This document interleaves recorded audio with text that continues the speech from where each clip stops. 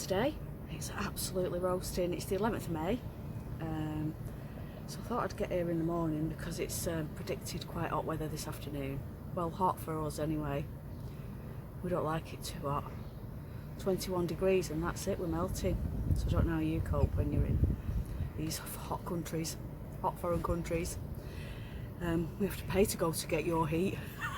Anyway, I'm putting corn in today. I'm also going to plant some tomatoes outside. And I've got some other bits and bobs there, I think. I've got some dill. So I'm going to do a mammoth weed on the end bed at the back there. Get that all tidied up, and that's where my corn's going, because it doesn't get full sun all day long. So it's quite shaded now because it's morning, if you can see. And then in the afternoon the sun comes round, so it gets a lot of hot sun in the afternoon. So I'm hoping that that'll be good for the corn, and it'll like that because it's not got too much sun all the time. What else have I got? Tomatoes, so they're getting quite established, so I'll find a spot for them. There, over there, that's where I had the spinach that bolted. I'm not putting any more spinach in this heat, it won't cope. So I'll put the tomatoes in that bit, I think. So anyway, let's stop going on and blabbing on. Stop blobbing your lips and get moving.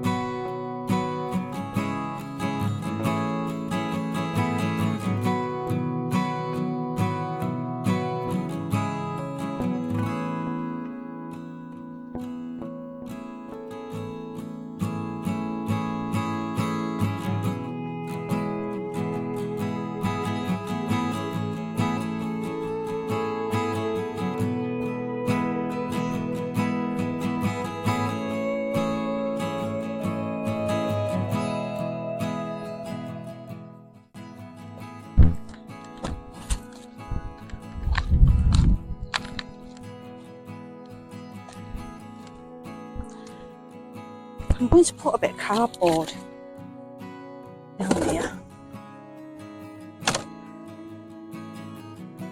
There's all sorts growing. Not bothered about the side bits.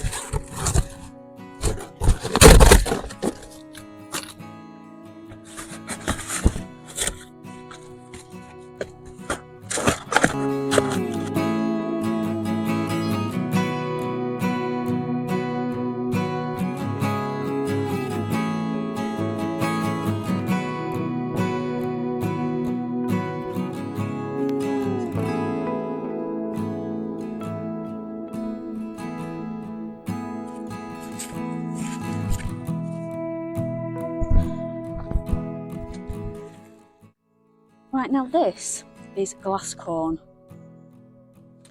So it's multicoloured. So if you Google glass corn, you'll see these quite amazing coloured corn. Now I've never grown them before, but they're doing alright. I'm not an expert at corn. I did it last year and I got a decent harvest, but I only had a few plants and I didn't really understand how the system worked. So with corn you've got to plant them in a block formation because they self-pollinate, self-pollinate. So they have things that come off the top, like these long things, and the wind blows them, knocks the pollen off, and then knocks it into like these little furry caps on top of that grow out of the top of the corn, like a little fluffy wig, and that's what pollinates the corn. So they need to be in a block formation, and then when the wind blows, the pollen from the top of the corn will drop onto the actual corn ears and get a nice sweet corn then. So let's get these in then.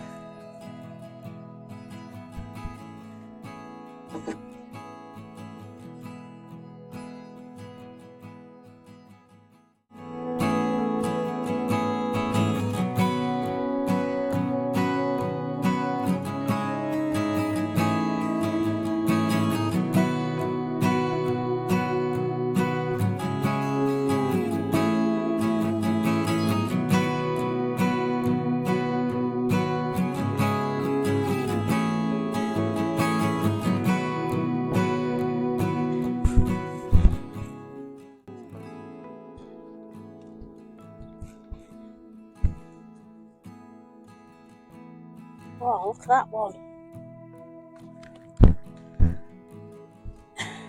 That one a beauty. Some good worms in here.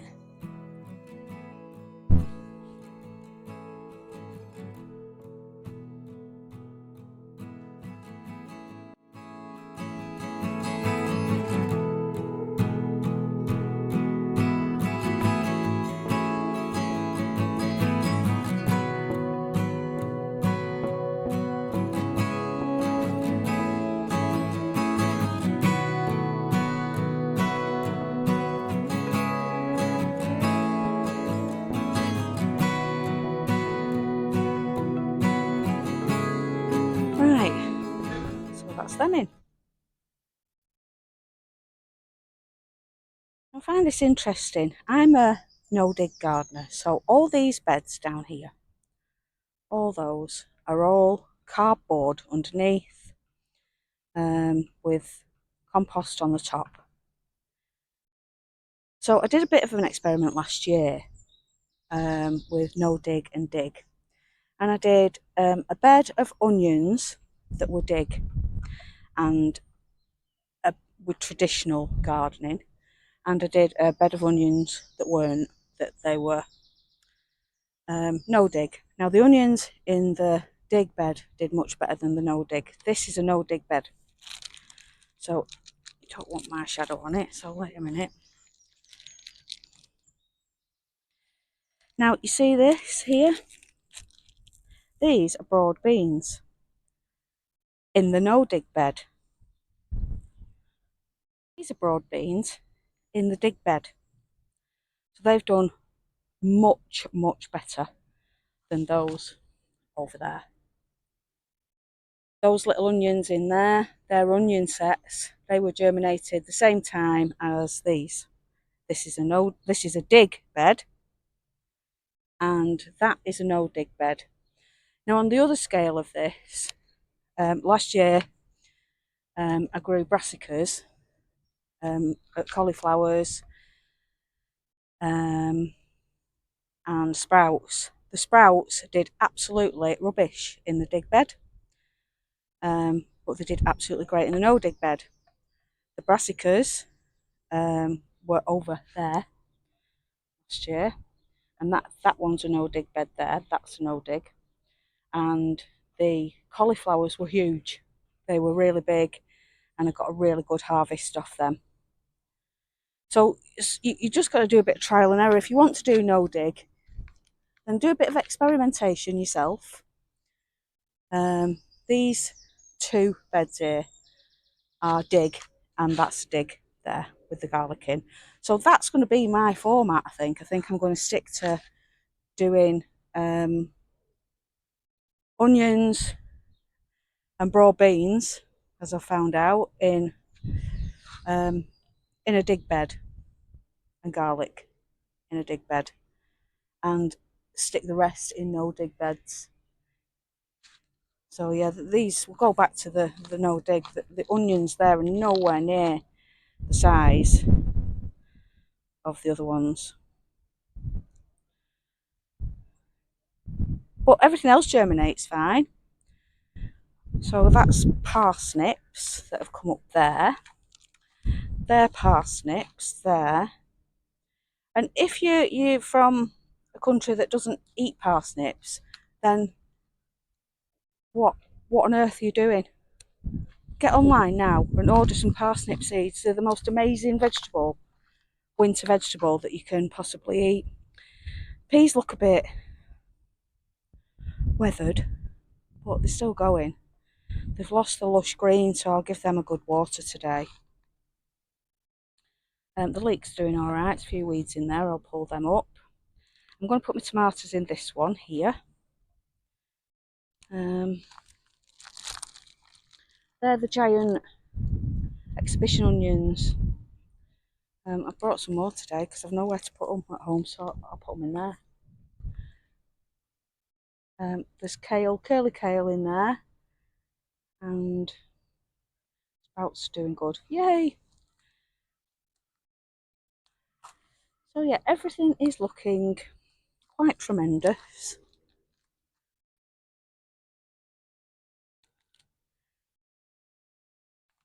Right, time to get these in. They need a home.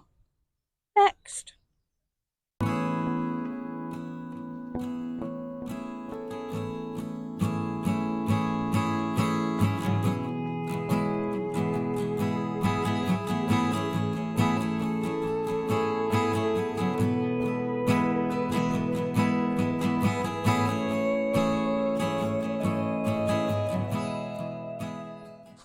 This variety is called Crimson Crush. This is a blight resistant tomato. So it's not 100%, but I'm 99% sure that these are going to be alright here.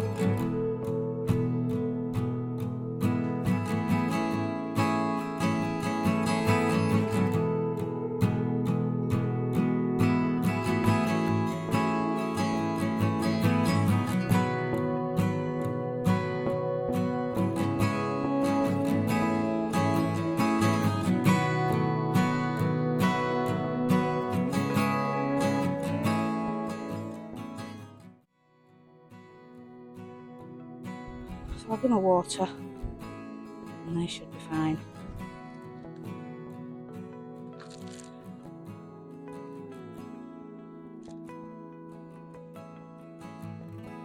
So I'm just looking round here and the pak choi is bolted.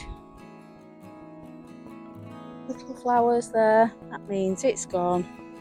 Well, it can stay in for now. I'm not planting any more.